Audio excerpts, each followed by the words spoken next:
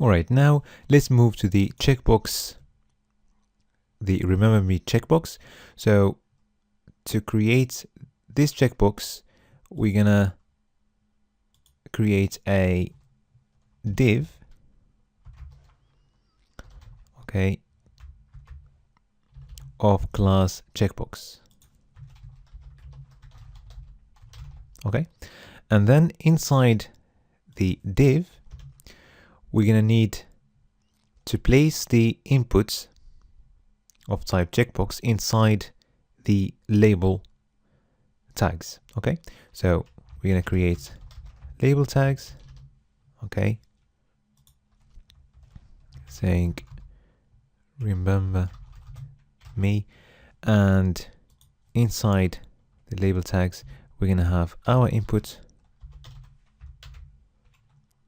of type checkbox. Okay, and let's give it a name, remember me, and also an ID, remember me. Okay. All right, let's save and refresh.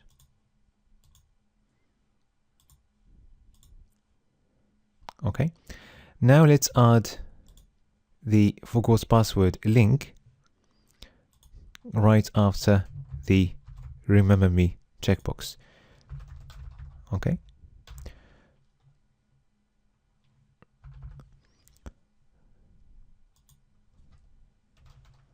so let's write some text there. Forgot password. Okay, so we're going to use the pull right class so that the link is positioned on the right like this. Okay, and also we're going to set the cursor to a pointer. So for this, I'm going to use some inline CSS. So we're going to set the style to cursor pointer. Okay, so let's save and refresh again. Okay. All right, so to make sure that the link is at the same level as the checkbox, what we're going to place the link inside the div of the checkbox. Okay, so I'm going to copy the link and place it inside the checkbox div.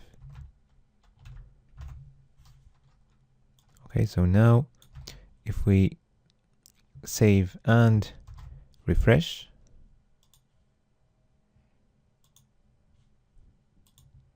that looks better. Okay. All right, now we're going to move to the footer. Okay, so first let's change the sign up button to a login button. So to do this, we're just going to change the name to login and the value to login. Okay, so let's save this and refresh. Okay, now let's move to the register button. So to create this button, I'm just going to copy the cancel button and then amend it. So let's change text to register. Okay, and also we'll need to link this button to the sign up form. Okay, so to do this, we're going to need to add a couple of attributes. So the first attribute is going to be the data target that we'll set to the sign up model. Okay, and also we need the data toggle to be set to model. Okay, so if we save and refresh the page,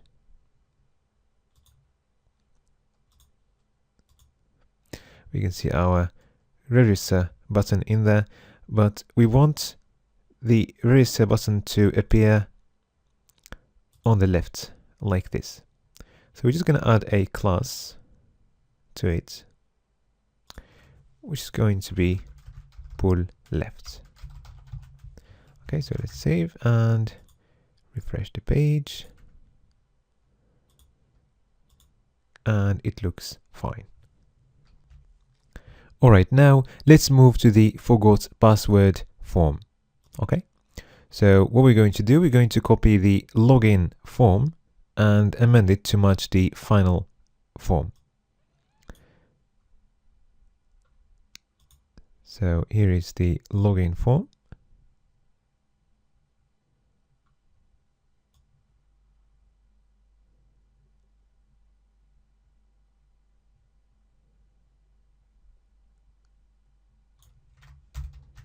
Let's copy it and let's paste it in there. Okay, so we're going to change the ID of the form to forgot password form. Okay, and the model is going to have an ID forgot password model. Okay, now let's change the title, okay, to this one. Okay, and also we're going to need to link the forgot password link to this model. Okay, so to do this, we're going to go back to the login form. Okay, and add a couple of attributes to the link. So first, we're going to add the data dismiss attribute, which will close the current model. So we'll set it to model. And then to link to the forgot password model, we're going to add first a data target, which is going to be the ID of the forgot password model. Okay.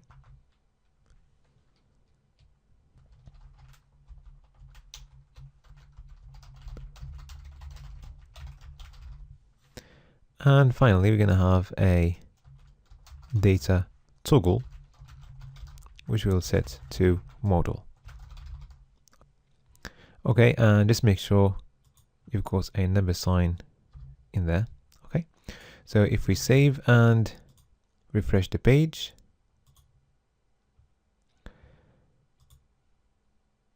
now if you click on the forgot password link, it will take us to the forgot password model. Okay, so let's make changes to the form to match the final one. So we're going to have only one input, which is the email input. So let's change this to forgot password message. Okay, and also the ID of the error message to forgot password message. Okay, so our input that we're going to keep is going to be this one. So let's change everything to forgot email rather than login email.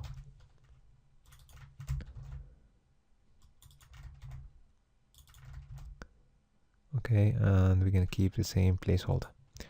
So let's delete this input. Okay. We don't need this.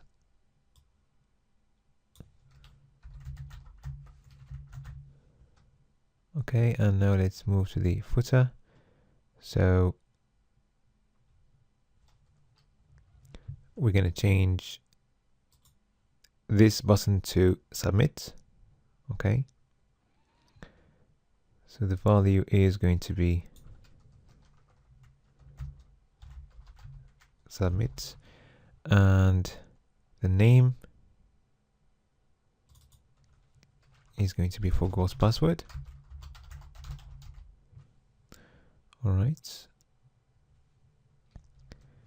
And everything else is going to stay the same. So let's save and refresh again.